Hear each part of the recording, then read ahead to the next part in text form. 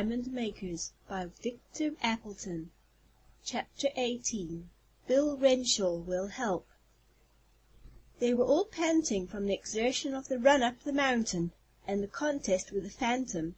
A phantom no longer, though, truth to tell, the struggle was not nearly so fierce as Tom had expected. He thought the ghost would put up a stiff fight. "Got any ropes to tie him with?" asked Mr. Damon, who was helping Tom hold the man down. "Ropes? You aren't going to tie me up, are you, strangers?" asked the captive. "That's what we are!" exclaimed Mr. Jenks. "We've had trouble enough in this matter, and if I've got one of the gang, perhaps I can get some of the others, and have my rights. So I tie him up, Tom, and we'll take him to camp." "Oh, you needn't go to all that trouble, strangers," went on the man calmly. "If one of you will get off my chest, and the other gentleman ease up on my stomach a bit, I'll walk wherever you want me, and not make any trouble. I haven't got a gun." "Bless my gloves, but you're a cool one," commented Mr. Damon, as he complied with the man's request, and got up from his stomach.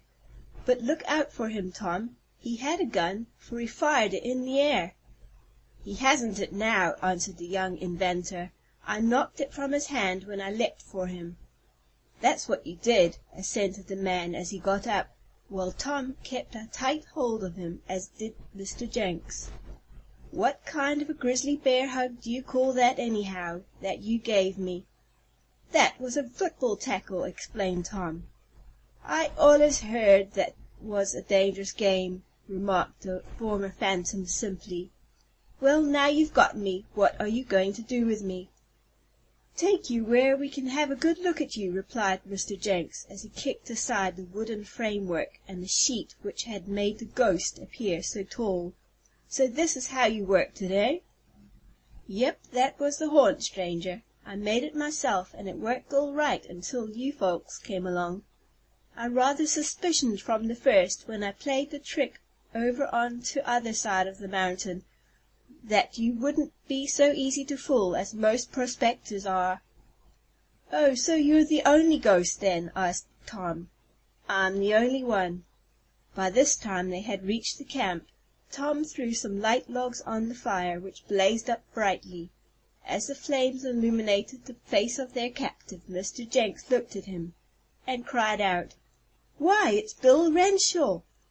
"That's me," admitted the man who had played the part of the phantom, "and thunder turtles if it ain't Mr. Jenks, who was once in the Diamond Cave with us. Whatever happened to you? I never heard. The others said you got tired and went away." "They took me away, defrauded me of my rights," declared Mr. Jenks bitterly, "but I'll get them back. To think of Bill Renshaw playing the part of a ghost!" "They made me do it," went on the man somewhat dejectedly. "I wanted to be at work in the cave, but they wouldn't let me." "Is this man one of the diamond makers?" asked Tom in great surprise. "He is one of the helpers, though I don't believe he knows the secret of making the gems," explained Mr. Jenks.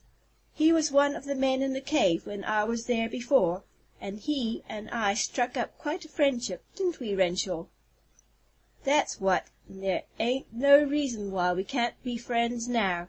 That is, unless you hold a grudge against me for firing at you. But I only shot in the air to scare you away. Them's my instructions. I'm supposed to be on guard and scare away strangers. I'm tired of the work, too, for I don't get my share, and those other fellows in the cave get all the money from the diamonds." Tom Swift uttered an exclamation.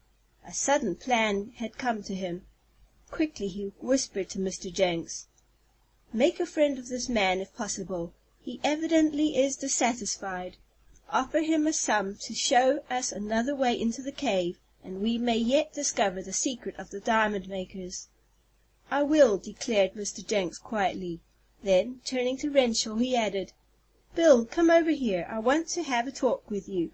Perhaps it will be to our mutual advantage." He led the former phantom to one side, and for some time conversed earnestly with him. Mr. Jenks told the story of how he had been deceived by Folwell and the others, who were at the head of the gang of diamond makers.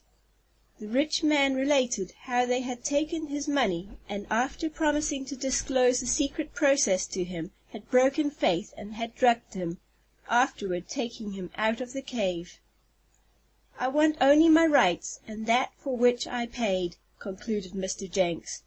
"Now, I gather that these men haven't treated you altogether fairly, Bill." "Indeed they haven't. I helped 'em to the best of my ability, and all I get out of it is to stay out on this lonely side of the mountain and play ghost. They owe me money, too, and they won't pay me, either, though they have lots, for they sold some diamonds lately." "Then they are still making diamonds?" asked Mr. Jenks eagerly. "Have you seen them? Do you know the secret?" "No, I don't know it, for they won't let me in on it. I'm always sent out of the cave just before they make the gems. But I know they've made some lately, and I've sold them. I want my share." "Look here," exclaimed Mr. Jenks quickly, wishing to strike while the iron was hot. "I'll make you a proposition. Show us how to get into that cave, unknown to the diamond makers, and I'll pay you twice what they agreed to. Is that a bargain?" Bill Renshaw considered a moment. Then he thrust out his hand, clasped that of Mr. Jenks, and exclaimed, "It is! I'll take you into the cave by an entrance that's seldom used. There are 4 ways to get in. The one where the 2 men drove you back is the rear one. The front one is on the other side of the mountain, but it's so well concealed that you'll never find it. But I can take you to one where you can get in, and those fellows will never know it. And what's more, I'll help you if it comes to a fight." "Good!" exclaimed Mr. Jenks. "I think we'll discover the secret of the diamond makers this time." And he went to tell the others of the success of his talk. Bill Renshaw had been converted from an enemy into a friend, and the former phantom was now ready to lead Tom and the others into the secret cave.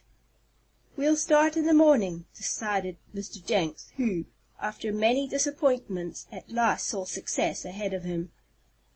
Chapter 19. Recording by Claire.